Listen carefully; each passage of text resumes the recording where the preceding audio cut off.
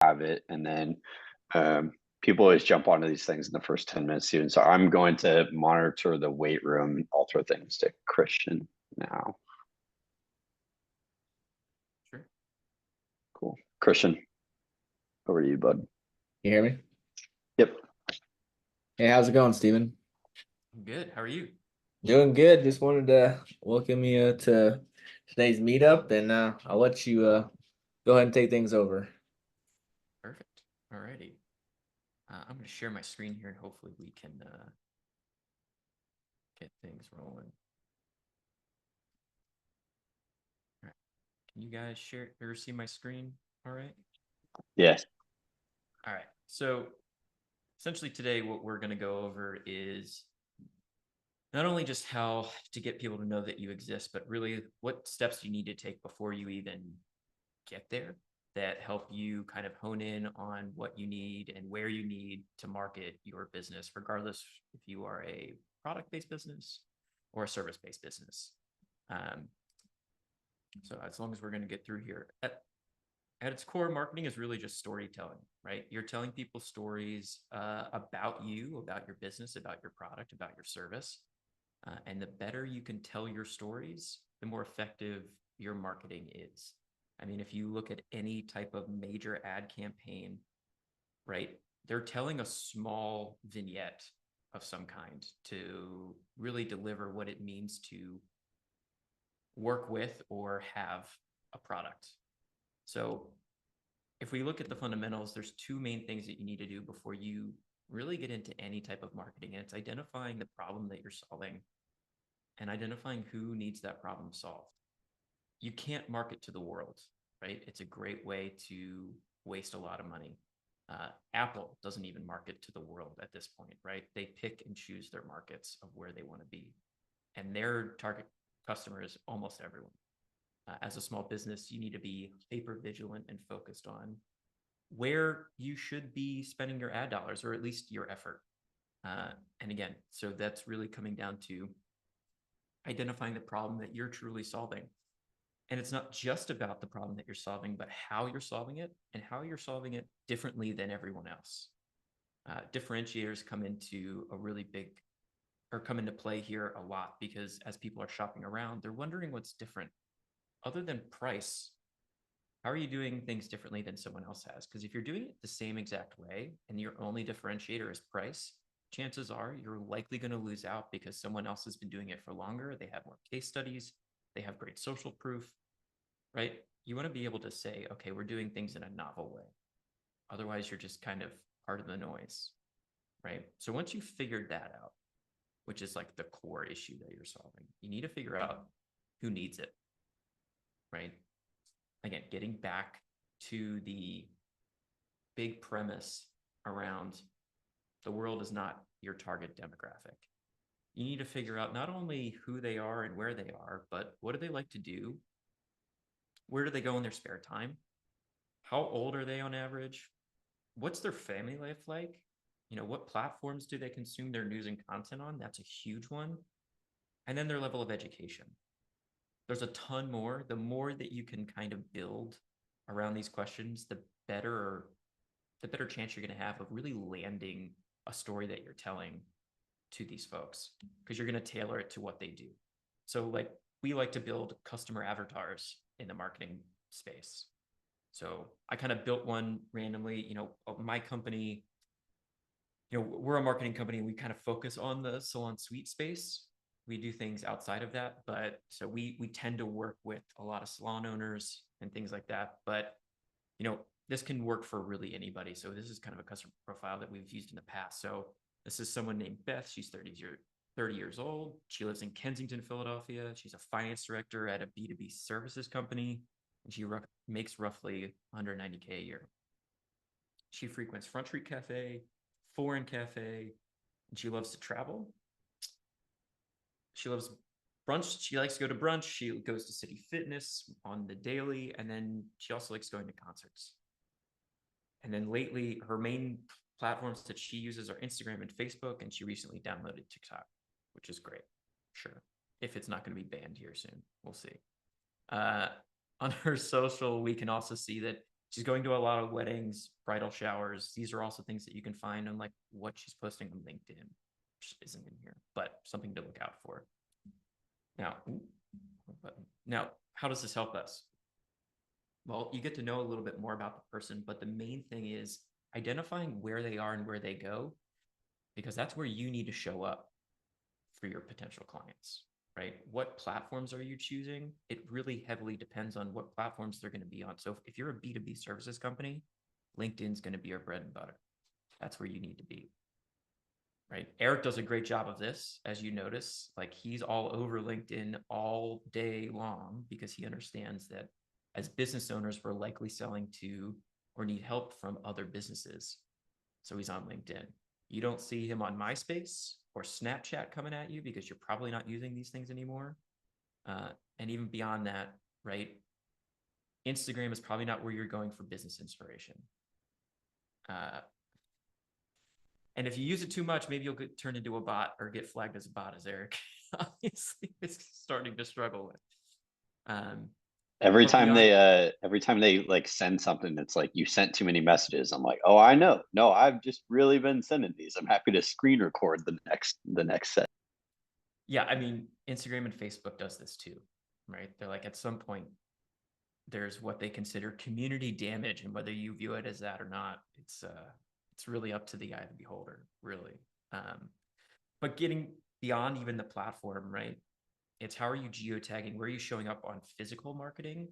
Or how can you identify partnerships in the marketplace?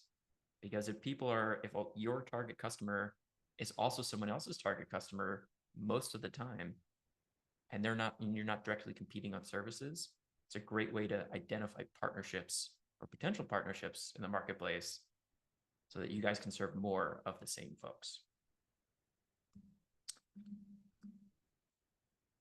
Exactly.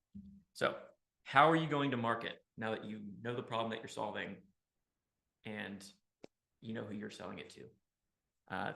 This is something called the hero's journey. If you guys have read, a story brand framework stuff, this is pretty much in line with them. We make some small tweaks, but this is the concept in general, is that it's using a common story structure that's in like every kid's movie, every coming of age tale, follows this framework.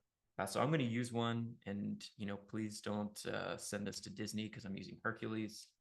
This is a very common framework that people can use, and most of us have probably seen this movie growing up, so it makes sense. So the 3-act structure works like this. Basically, in Act 1, the hero is seeking a better life. Something happened to them, and they don't feel like they fit in, or they're hitting a challenge and they feel like they don't belong, or they're just looking for an easier way to solve whatever problem's coming to them. For Hercules, it was, again, that sense of belonging. The song in that section of the movie, I think, is literally a place where I belong, right? So people are feeling unsettled, so they're going to go look for a solution. Act 2 is them trying to overcome their challenges and the danger that they face to kind of get to the other side, and get to what life is supposed to be like, that greener pasture. So this is typically in the form of happiness, fulfillment, or just less stress for a lot of B2B owners out there. And then Act 3 is all about, through them overcoming their challenge and figuring out or finding a product or finding a way through everything, they're now in the promised land. They're happy. Their problems are solved. They can get through their day without being aggravated with this one issue, right? So in this journey, though, where are we as business owners? That's the question, right? Are you the hero? Are you a supporting cast? Does anybody have a guess based on the Hercules movie? No? All right, cool. You're Phil, essentially. You are the trainer, the guide, the person that's helping out the hero in the story. Because at the end of the day, you're not the main character, because your client is the star of their own movie, right? The person that you're selling to, that's who is like, they're their own main character, right? Main character energy is a thing, and everyone wants to have it. And so you don't want to compete for their main character energy. You want to help them achieve that status as a business owner, regardless of where they are, right? So this can be for an end consumer product, or this can be someone in the head of procurement at some large B2B business, right? At the end of the day, you're trying to help them achieve their goals to be someone better. The purpose of your marketing is to convince them that you are the right choice for that, right? And you're doing that through telling these stories. Through Act 1, you want to show them essentially that you understand their problem, you really get it.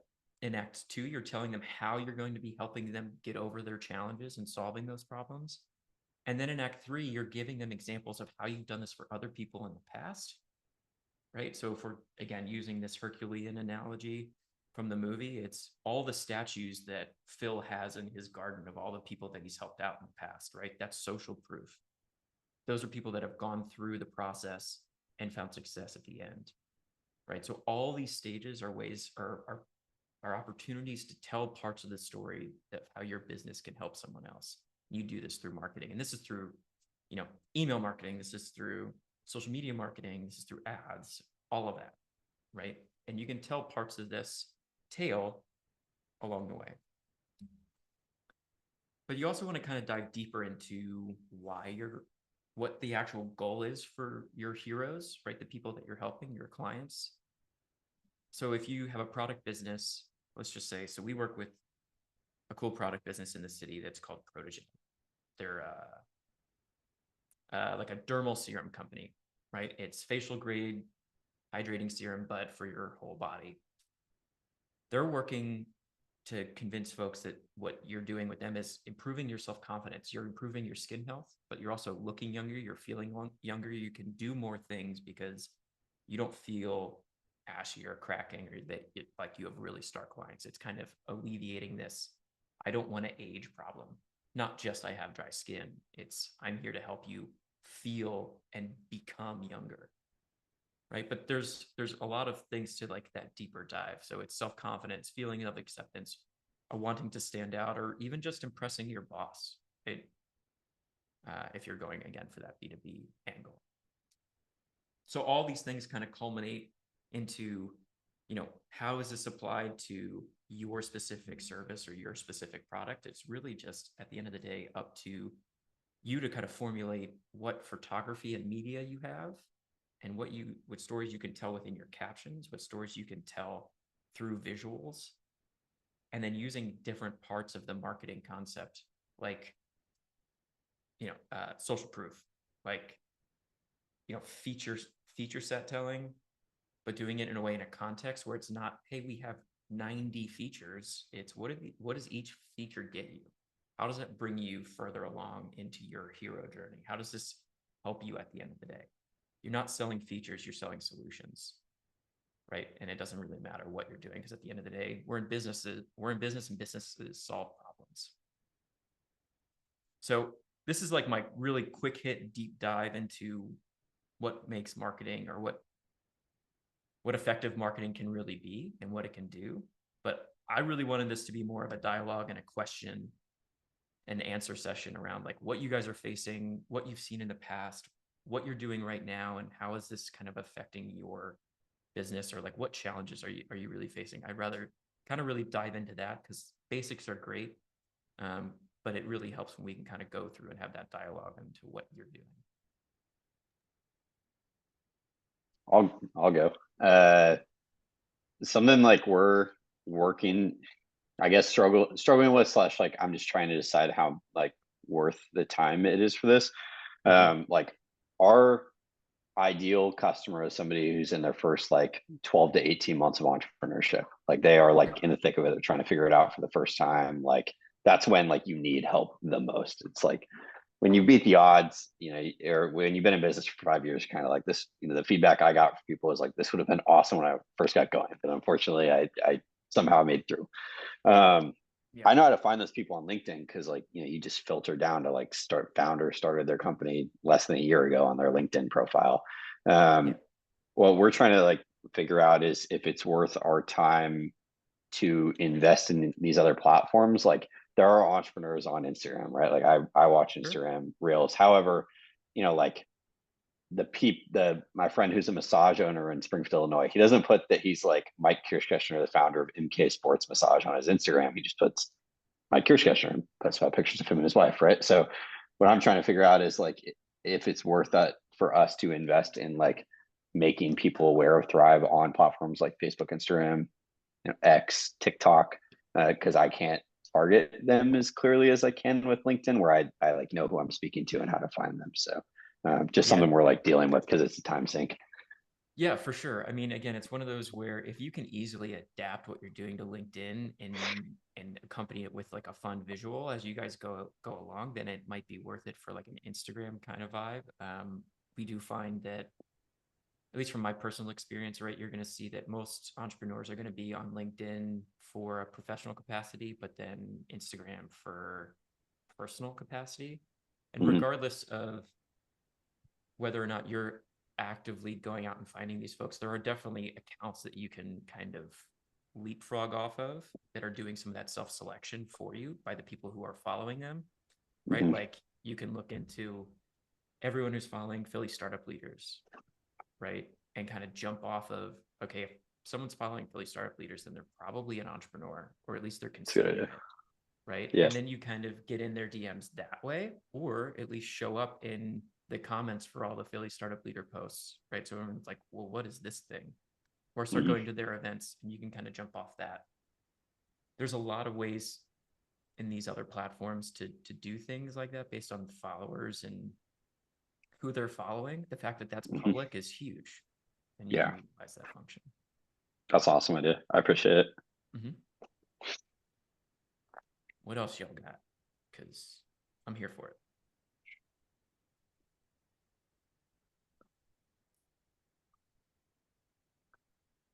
Yeah, I don't have a ton of thoughts. Yeah, but just some half-formed thoughts. Like I've definitely had some conversations with clients as I'm doing my pitch, and I think I haven't connected those dots of what their incentives are. You know, how making this choice to go with me is really going to help them like tell their own story better. So yeah, half-formed thoughts here, but I'm Yeah. thinking this thing a What little kind bit. of business do you run, Matt?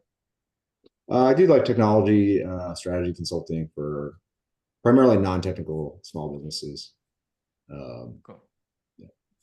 Yeah. I mean, again, I think it's for them, it's going past like there's this age-old thing of like, do I pitch the fact that you're saving time, or do you pitch what does that lead to, right? Connect that dot one step further. We're not just going to save you time.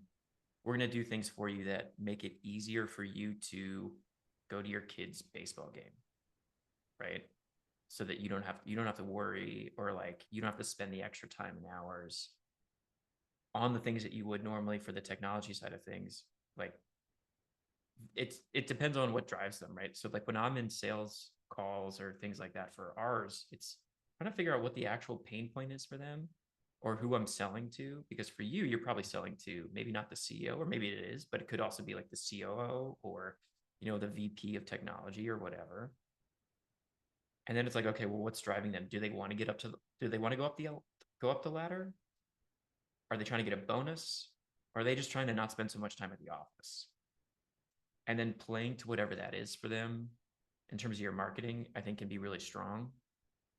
Are you guys using any type of like social media platforms right now? Are you doing mostly LinkedIn, I would assume, or Insta? Most of it, yeah. And Yeah. getting the kind of content marketing thing going because I'm learning the individual outreach doesn't really scale for me. Yeah. Whereas, yeah, I can get a lot more of the kind of just word of like general interest by putting some good content out there. Yeah, I think that makes sense.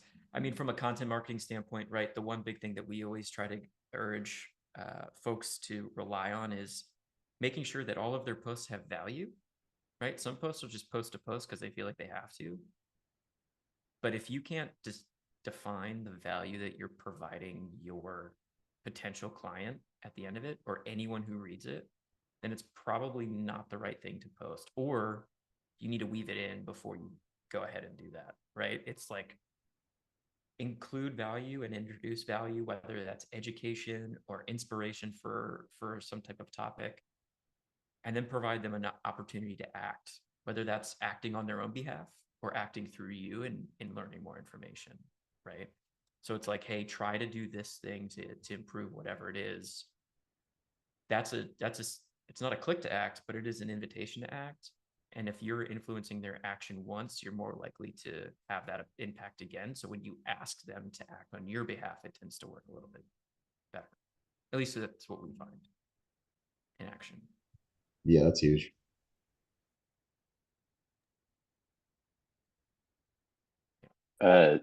One other thing I was curious your opinion on, Steven. So, like in Thrive's case, like I think what we sell sounds cool, but it's a bit esoteric. Like, like the community isn't like a can of paint that you can like go into a Ace Hardware store and like hold in your hand. So like when you explain it to people, it sounds cool, but like I find myself like I don't think people know what it is until you're in it, because communities are still relatively like the idea of selling them is a new concept and everyone's just different, right? So something I'm trying to like figure out for us is like, I don't know that people are searching like community for new. I just got started as an entrepreneur, like what's a community I can join? I think they are searching for help. I just don't think they're searching like that exact verbiage. So I'm trying to figure out how to make us just like easier to find. You know, when we like started the company, I knew like this positioning will be differentiated, like a community built for bootstrap entrepreneurs, but that makes an educational challenge of like, we will be harder to understand what that means and harder to find. So it was like a battle I was willing to pick. But yeah, no, I think you have a really good point. For you specifically, because it is kind of hard to define like the benefit structure, it's really, again, I would say telling the stories of the people in it and what value they have come across within the community itself, because everyone's going to get something slightly different from that. And having those vantage points of being like, okay, I'm going to read 3 reviews and I'm going to get 3 different benefits is kind of huge, because then it starts to round out this picture of what it actually means to be in the community. It isn't just one thing. It isn't just, oh, I met somebody who actually I could now act like we might actually do a co-venture together going forward because we realize we're kind of aligned. Like maybe it's that. Maybe it is, through the educational Monday meetings, right? The info sessions, like it helped me crack this issue that I've been facing that no one else was really paying attention to. But then in order to find other folks, I think it's also things like Reddit, right? Reddit's like the r/small business for entrepreneurship, or all that stuff is a really great way, because they're already starting to build a community there, or they're already they've taken the one action of, I'm going to go join this free community that I have to go self-serve in, but yeah, at least I'm going to go look for answers somewhere. And then jumping off that, it's like, well, if you have helpful posts as much as you do on LinkedIn, on Reddit forums like that, I think you just kind of turn into this self-fulfilling prophecy of like, well, I don't really know what this is, but I know that they help. So, and that's what I want. And I'm willing to bet $10 that it's going to be worth it for at least a month. I've Yeah, actually never sold on Reddit, but that's a great idea. Yeah. yeah, I've been thinking about it recently myself in terms of not like selling on it, but just engaging with communities and just talking to people and just hopping in conversations that are relevant to what you're doing. And a lot of people will plug their stuff, but as long as they're upfront, about that they're plugging their own stuff, right? Like, I think that's totally fine. And the other interesting wrinkle I learned about recently, and Steven, maybe you already are familiar with this, but like, a lot of people are saying Reddit can be like there's an extra bonus to the content there, which is that um, people will turn that content up like a year later, 2 years later. Like people will find that stuff and that will kind of float to the top. So you can have some really long lasting kind of content that might just be, you made one off comment somewhere saying, hey, this is what I do, and like 1,000 Google searches later, people are still finding it. Yeah. And coming to you. It's very true. I started a business. My first business I started in 2017, and it was like a men's fashion consulting business. And I used to post on like the Reddit for men's fashion. And then I had people like, as recent as like 4 months ago. Like, and this business has been dead since the pandemic, right? But they were like, hey, I found your website through some like sleuthing after I looked you up on Reddit. Do you still do this? No. But I appreciate you going after a post that was like 5 years old. You know what I mean? Um, so it does have this long tail. The big rule with Reddit though is give, give, give, give, give. Do not ask. They will ask you if they want it, but if you start asking on that platform, it's a great way to just get shunned. Right? It is purely a come to provide, and then the law of reciprocation can come back and give you a gift, right? But don't ask for it. That's the biggest thing there. You can get very tribal on Reddit sometimes. It's a very nuanced community, but It very much but is. very very effective community. I think I'm always sending posts to Eric where there's someone just lamenting about the woes of being not always using these words, but the woes of being a bootstrap business owner. And I'll send it to Eric. I'll be like, this guy is like word for word saying our problem statement. You got to get a hold of this guy. But you're right. You can't ask much from the community. You'll get some interesting results. So it's just a matter of putting yourself out there a lot. Yeah. And again, I'm not here to try to solve only Thrive's problems here, but there's a lot of in-person meetup groups across the country that are locality centric, right? Like I run one. I run one here in Philadelphia called Hustle and Grow, and we do coffee meetups once a month because I didn't have a space to go talk about the shitty things that happen as a business owner. It's all like power networking and like, tell me everything you can do and what's your value prop in 10 seconds. And I was like, can we just have a coffee chat where like we could talk about what sucks? Right? That's not purely unique to me, right? But it wasn't getting filled here in Philadelphia. So I kind of built this thing called Hustle and Grow to go do that.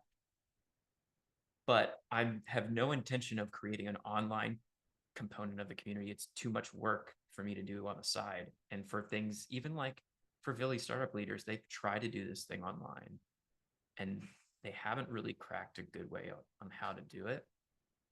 And that's pretty common from what I've seen as in my travels around to other big cities. And like when I go other places, I try to at least book something if there is one around of like a local entrepreneur meetup kind of vibe.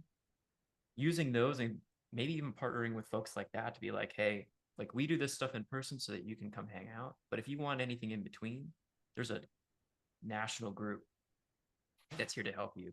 Again, kind of going back to that, understand who your person is. And it's hard because entrepreneurs can be anybody and they should be everybody or anyone that's willing to go through the suck to follow their dream.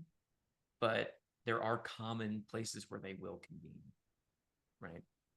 It's just identifying where they are. And Matt, I mean, same thing goes for you, right? Like you probably have a specific person in most companies that you're trying to reach, and they're probably, in certain groups, whether it's a professional group or LinkedIn group, or if they're going to the same conferences and things like that, and just being present in those spaces. Whether you don't have to spend the $10,000 to be a booth, but you can be there and like meet people. Right. I know a lot of people, like back in my consulting days, I would get clients like that all the time. I worked for a big four consulting firm right out of school in cybersecurity. And the amount of times that we would just go and just strike up conversations with people and then they turn into clients. Now we didn't get to see any of that money because again, that's, we're not in that game, but we would bring in the 1 year, I think we brought in like $3 million that way. Right. So it's just be where your market is. Don't fight against it, right? I try to think of that as like, what are the watering holes where these people are kind of hanging out, where they're discussing things, where like conferences, but also like where are they going to get other help or parallel services, kind of like we said earlier.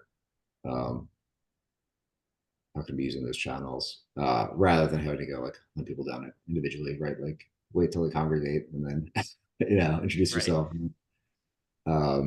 And I think there's one other thought I have, which is like it's almost like I feel like what you're presenting was almost on like like a micro level of like closing a specific sale, right? Like what is the story here that when someone says, like I made this purchasing decision, what is the story? How does that help them tell their story in their day to day? Like, okay, great, I got to go home on time, or my boss stopped annoying me, or I get to look like a hero and line up my next promotion or whatever, right? One thing I've been meditating a lot on recently is like even like broader, like almost the most zoomed out level of that. Like what is where are you resonating with people and like that have the same vision for like the world you want to see, right? So um what is their story they're telling their whole life, right? Like what do they feel like their purpose is, like why are they here, right? And so I sort of like, it's really important to me to think about that too, because it's like if I kind of, know someone until you meet them and talk to them, right? But like, if you have a general sense that like, oh, this person has a totally different vision for how the work should be, right? Than like what I'm doing, then like the sales conversation is just gonna be an uphill battle, right? Like all the other stuff's gonna be hard from there. Whereas if you can find people that like just philosophically align with you, um, right, they're gonna be much more willing to take the call. They're gonna be more inclined to hear what you're offering, right? Like part of their story is, hey, I'm helping someone else out. Like I found an ally, right? In making that decision too. So, must go back to Thrive a little bit, Eric. It makes me think of like who are the people that are like, why do people choose to be bootstrappers, right? Why these aren't people that are like, I'm gonna go do the next unicorn, right? Like there's something there, right? Like people are seeing through that. Like at least I just speak my perspective. Like to me, it's kind of that's all smoke and mirrors and kind of bullshit. And so like, and Eric, we talked about this before, right? It's like show me someone who can go out and sell their first widget or their first like service and then do it again and do it again, right? Like that's like a real entrepreneur. Like show like someone who could just is really good at like pitching decks to investors is like, not saying that's not a good skill to have, but like there's plenty of people who that's all they're doing, right? And it's just like they're just optimizing whatever they're doing for valuation, and at the end of the day, like creating no value for the world, like whatever, right? So I think there's something like almost like to where you're at, Eric, like philosophically, where can you find people that like align to that too, right? They might not even be looking, they might not even like have decided to bootstrap their thing yet, right? Like this is sort of like people who are like, I really want to, but I wouldn't even know where to start, right? And so it can try to be like a landing zone for dipping their toe in before they even go for it, right? So It's a good idea. Yeah, I mean, to your point, right? It's telling the stories that people are going to resonate with most. So if you tell stories that are aligned with your worldview and your vision and who you're going after, right, you'll end up attracting those folks, right? They're going to come to you, and those will be the ones that actually like are your inbound leads versus outbound leads, right? Because essentially what you want to do with like organic social and things like that is build the picture and build the story of, hey, this is what we're doing. This is how we're doing it. This is what we can do for the people that we're serving. If this resonates with you, then you're in the right spot, right? It's, again, I'll equate it to like the coming of age films that some people really resonate with if you're in one community, but they don't resonate at all with somebody of a different status, right? Like there's probably some people that watched Saltburn and was like, this feels like my 20s. And then other people are like, what the hell is this world that you're in, right? They told that specific story and it resonates with someone, and there is humanity that everyone can relate to. But in your marketing, right, it's telling stories with examples of things that resonate with you, whether that's, your morality and your ethics code, or if it also has to be through the lens of, again, what you've done for people in the past or what you're trying to do for people right now, what their life can be like after or with your product and service. Like that is the key, is showing lifestyle and what it means for them. Because that's, I mean, you're in the process of, I mean, everyone's in the mode of selling a transformation of some kind, right? Yeah, no one's selling you anything to be like, all right, if you have this, everything's going to stay exactly the same, right? Like that pitch doesn't work, right? Yeah.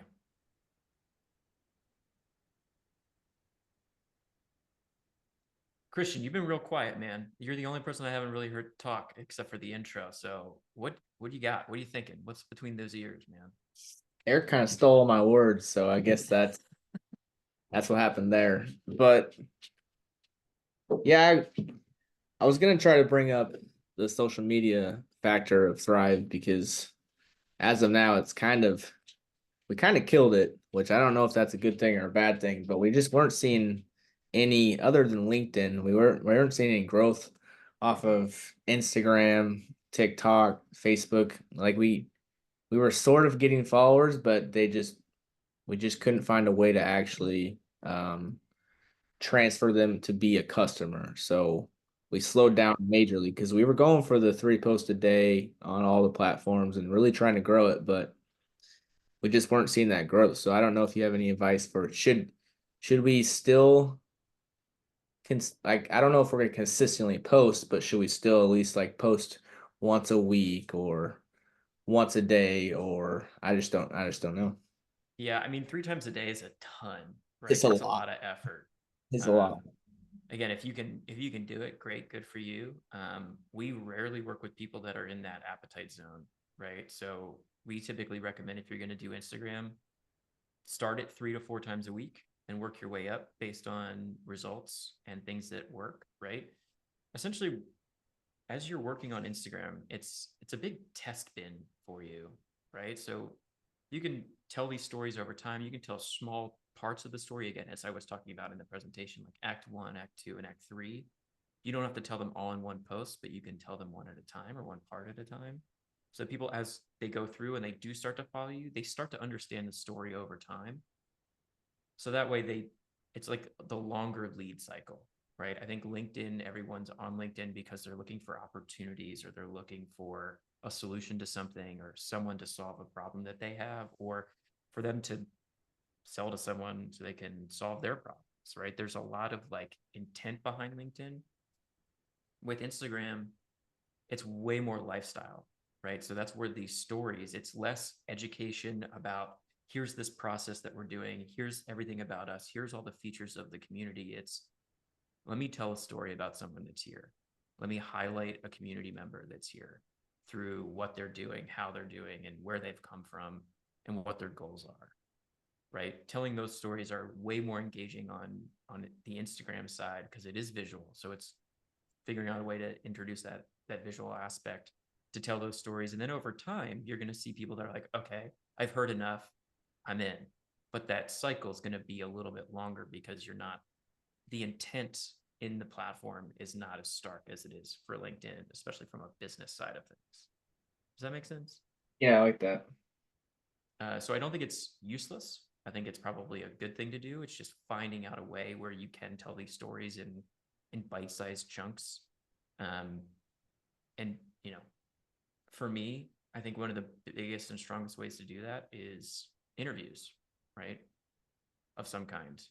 It's hard, but it really works a lot of the time, right? Because then you're using someone else's words to give your pitch validation. We have People that. trust their peers more than they're going to trust the salesperson, right? Every single time. We're definitely gonna try the interviews. It's coming up. Yeah. Good. That's awesome. Because again, it's such a cool way to do things. And if you can overlay B-roll to make it interesting throughout the whole thing and not just have someone's face just there the entire time, right? I think that's great. You know, the podcast function or the podcast format is really great to do that, going back and forth between two people discussing like, this is what I was, you know, here's my problem. Here's where I started. Here's my problem. Here's how I overcame it.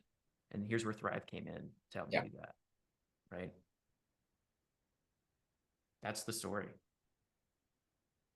And then it's just a bunch of reps. Yeah. Yeah, and to that point, there's some advice I got was like, there's all sorts of different channels you can market in and put yourself out there. You're never going to cover them all, but make sure you're aligning them with what your own work style is and what you want to do. Because like you said, you got to put those reps in. And so like if you just dread being in person in conferences, like don't make that your thing. If you like dread writing LinkedIn posts, like don't make it that thing, right? Like try to find the thing that you're like, oh yeah, I could answer Reddit questions all day, right? Like cool. Then like, you know, be somewhere where you feel comfortable being because you're gonna be there a lot. 100%, right? Lean on your strengths first and then expand, master one, and then go to the next. there's a lot of people that we see where they come to us for like, yeah, we do LinkedIn posts, we do X posts, we do TikTok videos, we do Reels, we're on YouTube Shorts, and we're on Facebook, but we're not getting any traction. I'm like, holy crap. Could you imagine if you just focused on one? Like your content would be a better quality, it would be more thought out, and you wouldn't be copy and pasting what works on one to like 9 others where it's distinctly different in how they consume. So like let's close the aperture a little bit. Let's focus. Let's use a sniper rifle instead of a shotgun. And let's start, finding people that you really want to go after. And then you can start to expand once you've really nailed it. Right. But again, play to your strengths as long as that aligns with where your people are. Because you could be really strong on TikTok, but if you're with like finance, like CFOs, I don't know how many CFOs are watching TikTok in their spare time and willing to accept something that's going to be work related. Right.